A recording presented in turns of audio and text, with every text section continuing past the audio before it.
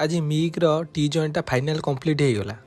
Hello hello जय जगन्नाथ सांग मैंने 2 सप्ताह पर सब सांग मान सहित मोर आज भेट। तो यहाँ देखिए गैस सिलिंडरटा ये गैस सिलिंडरटा आम आज फिटिंग होबार था। तो आम नहीं पड़ेलु गैस सिलिंडरटा फिटिंग करने। तो यहाँ थिला ऑक्सीजन गैस यहाँ बहुत टाइट भी थिला ताकू ढिला करने टाइम लगला। तो यहाँ फिटिंग आमर फाइनाल कंप्लीट हो गला। देन एबे आमे लागी पड़लु एबे जॉब काटिबारे।